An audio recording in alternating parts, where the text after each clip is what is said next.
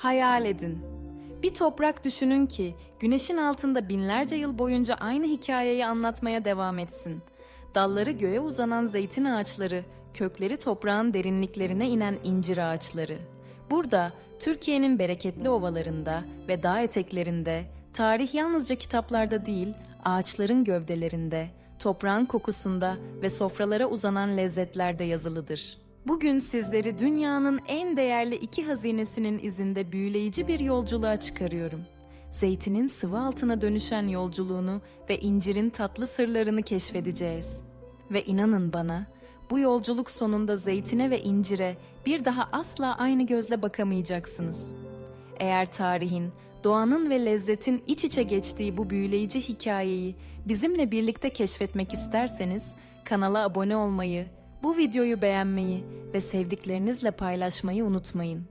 Sizlerin desteği bu yolculuğu çok daha geniş kitlelere ulaştırmamıza yardımcı oluyor. Şimdi gelin, önce zeytinin köklerine, efsanelerle bezenmiş tarihine ve bugünün modern dünyasındaki ekonomik değerine doğru ilerleyelim. Zeytin, insanlık tarihiyle yaşıt diyebileceğimiz bir ağaç. Homeros'un dizelerinde, mitolojinin hikayelerinde, kutsal kitapların satırlarında kendine yer bulan bu ağaç, Anadolu topraklarında binlerce yıldır yaşıyor. Özellikle İzmir ve Aydın gibi bölgelerde kimi zaman 500, kimi zaman 1000 yılı aşmış zeytin ağaçlarına rastlamak mümkün. Bu ağaçlar yalnızca meyve değil, bir uygarlık mirası sunuyor bize.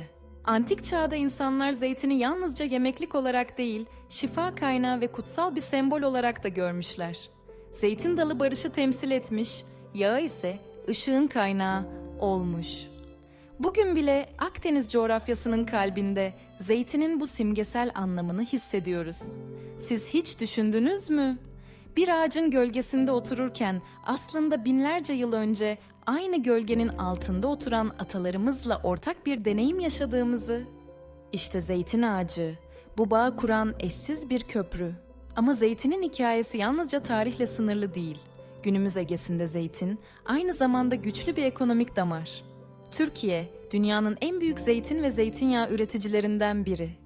İzmir'in, Ayvalık'ın, Aydın'ın köylerinde yaşayan insanlar için zeytin, hayatın merkezinde yer alıyor. Sabah gün doğmadan başlayan hasat, gün boyunca devam eden titiz bir emek süreciyle birleşiyor. Geleneksel yöntemlerle elle toplanan zeytinler büyük bir dikkatle kasalara yerleştiriliyor. Çünkü zeytin hassas bir meyvedir. Dalından koparıldığı an onun yolculuğu hızla başlar. İzmir'in dağ köylerinde kuşaktan kuşağa aktarılan hasat geleneklerini görmek mümkün. Zeytin toplarken kullanılan uzun sırıklar, yere serilen büyük örtüler hep bir ritüelin parçalarıdır. Ancak modern çağda bu geleneksel yöntemlerin yanına teknolojinin sağladığı yenilikler de eklenmiş durumda. Bugün birçok üretici zeytini topladıktan sonra vakit kaybetmeden soğuk sıkım yöntemleriyle zeytinyağına dönüştürüyor. Bu yöntem, zeytinin tüm aromasını ve besin değerini koruması açısından kritik bir öneme sahip.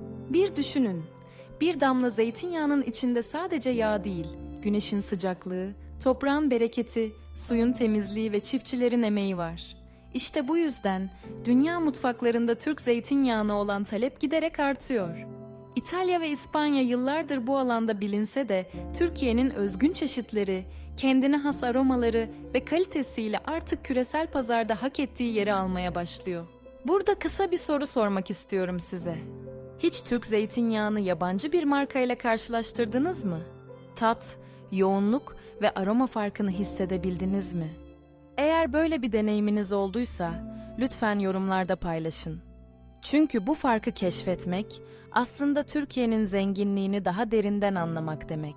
Tabii zeytinin çeşitleri de başlı başına bir dünya. İzmir'in memecik zeytini yağındaki yüksek polifenol oranıyla dikkat çekiyor. Gemlik tipi zeytinler sofralık olarak büyük bir ün kazanmış durumda. Ayvalık zeytini ise kendine özgü aromasıyla öne çıkıyor. Her biri farklı bir lezzet evrenine açılıyor ve bu çeşitlilik Türkiye'yi eşsiz kılıyor. Şimdi gözlerinizi kapatın ve hayal edin. Sabahın ilk ışıklarında serin bir Ege sabahı. Zeytin ağaçlarının arasında dolaşan rüzgar, dallardan yere düşen birkaç yaprağın hışırtısı, taze toplanmış zeytinlerin kokusu.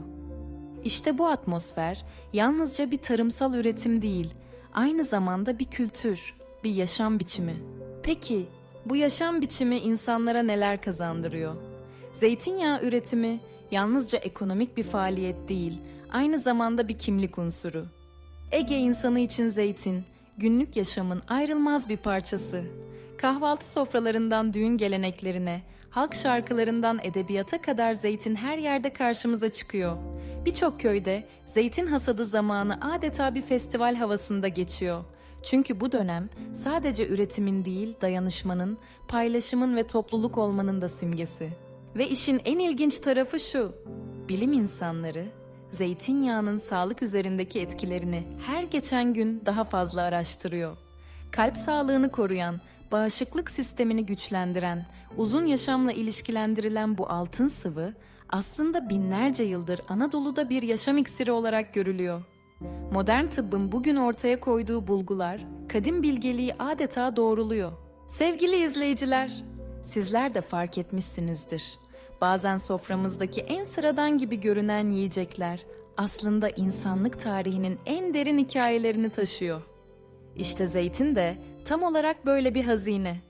Ve bu hazine Türkiye'nin dört bir yanında, özellikle de Ege'nin bereketli topraklarında bize kendini sunmaya devam ediyor. Birazdan sizleri incirin tatlı dünyasına götüreceğim. Ama oraya geçmeden önce sizden küçük bir ricam olacak. Eğer buraya kadar olan yolculuğumuz size ilham verdiyse, bu videoya bir beğeni bırakın. Bu küçük dokunuş aslında bizim için çok büyük bir destek. Ayrıca yorumlarda sizden şunu duymak isterim. Sizce Türkiye'nin hangi yöresinin zeytinyağı en lezzetli?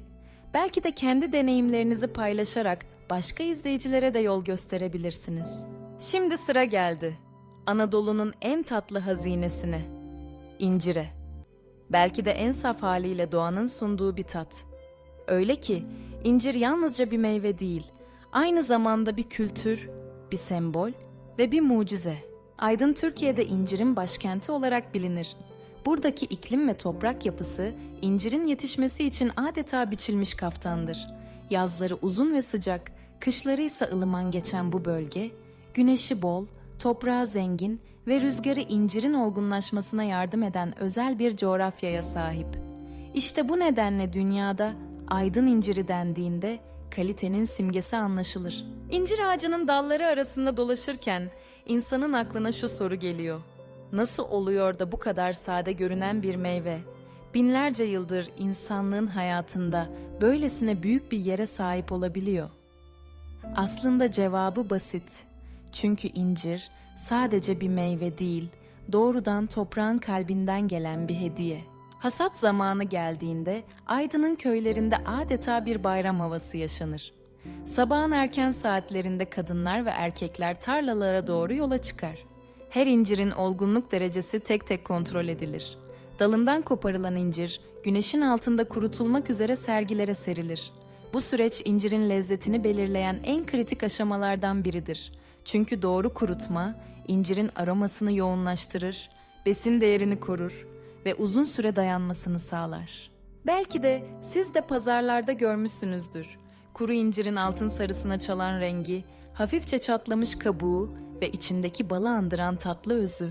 İşte bu incirler, Aydın'ın bereketli topraklarında el emeğiyle, sabırla ve ustalıkla hazırlanır. Ama incir yalnızca tarımsal bir ürün değil, aynı zamanda bir kültür taşıyıcısıdır. Anadolu'nun birçok yerinde incir, bolluğun ve bereketin sembolü sayılır. Düğünlerde, özel günlerde sofralarda mutlaka incir bulunur. Hatta halk arasında incir çekirdeği kadar değerli sözü bile bu meyvenin küçücük detayının bile önemini vurgular. Gelin biraz da incirin mutfaktaki yolculuğuna bakalım. Türk mutfağı inciri sadece taze ya da kuru haliyle tüketmekle kalmaz. Aynı zamanda sayısız yemeğe, tatlıya ve hatta içeceğe dönüştürür.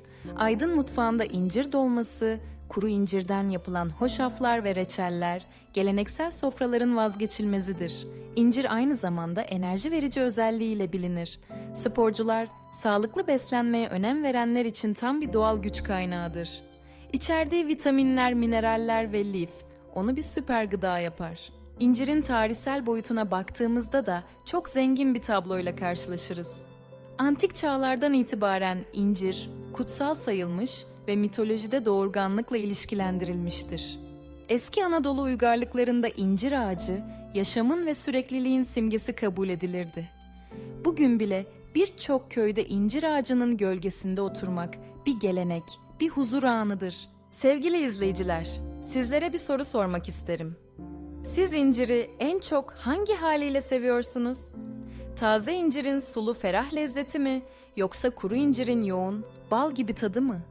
Yorumlarda görüşlerinizi paylaşırsanız belki de bu tatlı sohbet başka izleyicilere yeni fikirler verebilir.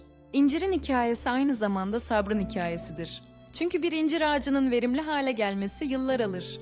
Çiftçiler için bu adeta bir geleceğe yatırım demektir. Her bir ağacın bakımı, budaması, sulaması, yıl boyu süren titiz bir emeği gerektirir.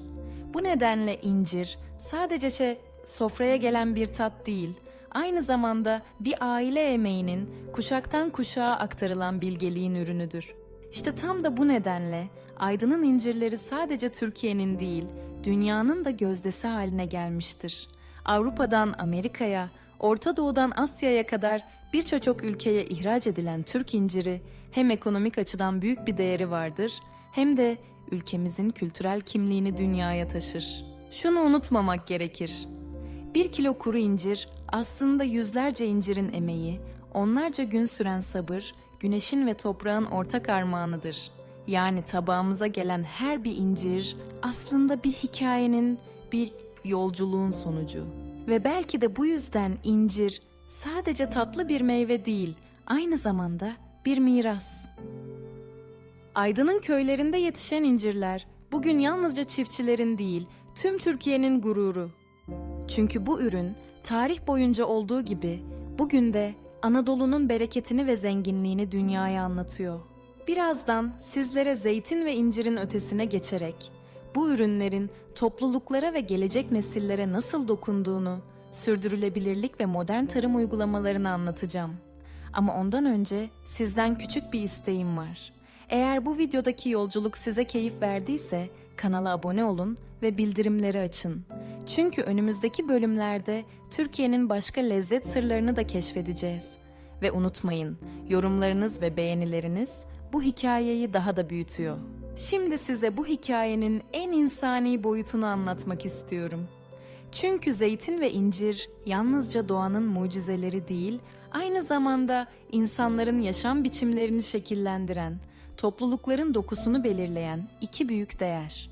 Ege'nin köylerine gittiğinizde göreceğiniz şey yalnızca ağaçlar ya da ürünler değildir. Orada bu topraklarla bütünleşmiş hayatlar vardır.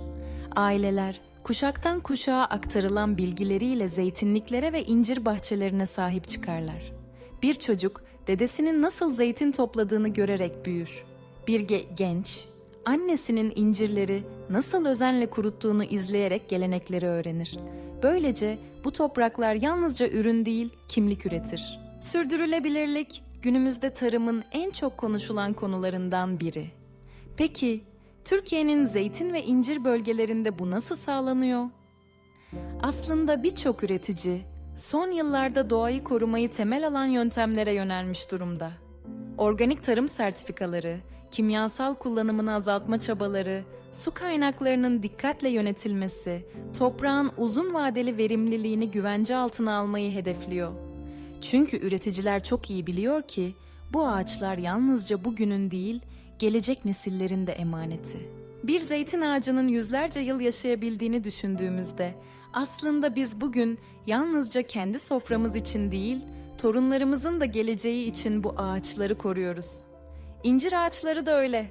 Her biri uzun vadeli bir yatırım. İşte bu yüzden çiftçiler doğayla uyumlu tarım yöntemlerini benimsemek konusunda giderek daha bilinçli hale geliyor. Burada dikkat çekici bir diğer nokta da adil ticaret uygulamaları. Çünkü küçük üreticiler çoğu zaman küresel pazarda güçlü markalarla rekabet etmekte zorlanabiliyor. Son yıllarda ise kooperatifler, üretici birlikleri ve yerel girişimler sayesinde bu dengesizlikler azaltılmaya çalışılıyor. Kadın üreticilerin güçlenmesi, gençlerin tarıma kazandırılması ve köylerin ekonomik açıdan canlı tutulması bu sürecin en önemli ayakları. Sevgili izleyiciler, Size şunu sormak istiyorum. Sizce gıda üretiminde en önemli değer nedir? Kalite mi, sürdürülebilirlik mi, yoksa adil bir ekonomik paylaşım mı? Yorumlarda görüşlerinizi bizimle paylaşırsanız, belki de bu tartışma hepimiz için yeni ufuklar açar. Toplulukların bu ürünlerle kurduğu bağ, yalnızca ekonomik ya da çevresel değil, aynı zamanda duygusal bir bağdır. Düşünün, bir aile yıl boyunca zeytin ağaçlarının bakımını yapar, hasat zamanını sabırsızlıkla bekler. İncirlerin olgunlaşması için gün sayar. Hasat zamanı geldiğinde bu süreç bir gelir kapısının ötesinde bir topluluk ruhuna dönüşür. Tüm köy birlikte çalışır, birlikte paylaşır ve sonunda birlikte kutlar. Bu kutlamalar kimi zaman geleneksel festivallere de dönüşür. Aydın'da düzenlenen incir festivalleri yalnızca bir tarım ürününün değil, aynı zamanda bir kültürün, bir yaşam biçiminin sahneye çıktığı anlar olur. Zeytin hasadı şenliklerinde ise türküler, danslar, folklorik öğeler eşlik eder emeğe. Bu gelenekler hem kültürel belleği canlı tutar hem de genç kuşaklara kim olduklarını hatırlatır. Ama tabii geleceğe dönük kaygılar da var. İklim değişikliği tarım sektörünü en çok etkileyen sorunlardan biri. Artan sıcaklıklar, değişen yağış düzenleri, zeytin ve incir üretimini doğrudan etkileyebiliyor. Bu nedenle birçok bilim insanı ve üretici daha dayanıklı türler geliştirmek, sulama sistemlerini iyileştirmek ve toprağı korumak için ortak çözümler araştırıyor. Üniversiteler, araştırma merkezleri ve üreticiler arasındaki bu işbirliği aslında umut verici bir tablo çiziyor. Türkiye'nin tarımsal geleceğinde teknolojinin de büyük bir rolü var. Dronlarla yapılan tarımsal analizler, toprağın nem durumunu ölçen sensörler, dijital takip sistemleri. Tüm bu yenilikler çiftçilerin işini kolaylaştırırken aynı zamanda verimliliği ve kaliteyi de artırıyor. Böylece binlerce yıllık birikim modern dünyanın imkanlarıyla birleşiyor, geleceğe umutla bakmamızı sağlıyor. İşte tam da bu noktada şunu rahatlıkla söyleyebiliriz. Zeytin ve incirin hikayesi yalnızca geçmişi değil, geleceği de anlatıyor bize. Çünkü bu ürünler köklerini tarihin derinliklerinden alırken dallarını geleceğe uzatıyor. Sevgili izleyiciler, burada küçük bir hatırlatma yapmak istiyorum. Eğer bu yolculuğun size kattıkları değerli geliyorsa, lütfen videoyu paylaşın. Belki de sizin arkadaşlarınız, aileniz ya da çevrenizdeki insanlar da Türkiye'nin bu eşsiz mirasını tanımak ister. Hep birlikte bu hikayeyi daha fazla kişiye ulaştırabiliriz. Görüyoruz ki zeytin ve incir yalnızca tarımsal ürün değil, aynı zamanda toplulukları bir arada tutan bağlar. Geçmişten geleceğe uzanan bu bağ, sürdürülebilirliğin ve dayanışmanın en güzel örneklerinden birini sunuyor. Birazdan bu yolculuğun final bölümüne geçeceğiz.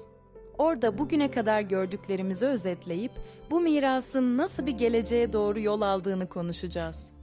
Ama önce sizlere küçük bir soru daha sormak istiyorum. Sizce zeytin ve incirin bu kadar özel olmasının asıl nedeni ne? Tarihsel kökleri mi, kültürel anlamı mı, yoksa eşsiz lezzetleri mi? Yorumlarda düşüncelerinizi görmek için sabırsızlanıyorum. Ve işte yolculuğumuzun sonuna geldik.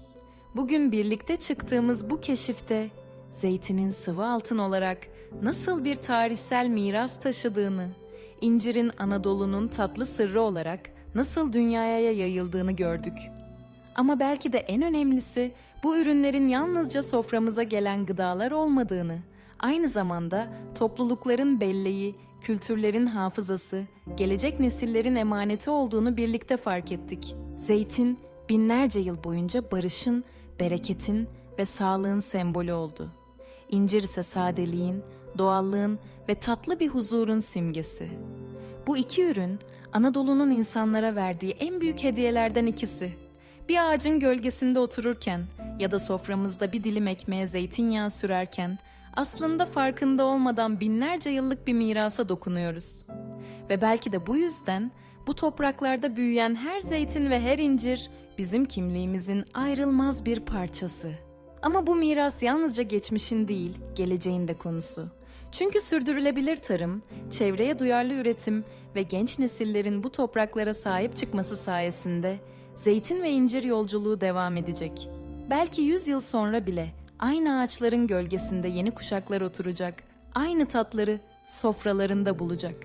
Sevgili izleyiciler, size bir şey sormak istiyorum. Bugün bu yolculukta en çok hangi kısım sizi etkiledi? Zeytinin kadim hikayeleri mi, incirin tatlı yolculuğu mu, yoksa insanların doğayla kurduğu o güçlü bağ mı? Lütfen düşüncelerinizi yorumlarda paylaşın. Çünkü sizin bakış açınız bu hikayeyi çok daha zengin hale getiriyor. Eğer bu videoda Türkiye'nin zeytin ve incir bölgelerine dair öğrendikleriniz size ilham verdiyse, kanala abone olmayı, bildirimleri açmayı ve videoyu beğenmeyi unutmayın. Ayrıca bu hikayeyi sevdiklerinizle paylaşarak Anadolu'nun bu eşsiz mirasının daha fazla kişiye ulaşmasına katkıda bulunabilirsiniz. Unutmayın, bir ağacın gölgesi yalnızca serinlik değil, aynı zamanda bir geçmişin ve bir geleceğin sembolüdür. Türkiye'nin bereketli topraklarında kök salan zeytin ve incir, bu mirasın en güçlü temsilcileridir. Bir sonraki yolculuğumuzda sizlere yine Anadolu'nun saklı kalmış zenginliklerini, tarih ve doğa ile iç içe geçmiş lezzetlerini tanıtacağım. O zamana kadar sofralarınızdan zeytin eksik olmasın, tatlı anılarınızı incirle süsleyin. Benimle bu yolculukta olduğunuz için çok teşekkür ederim. Şimdi gelin, bu büyüleyici hikayeyi bir Ege gün batımı ile kapatalım.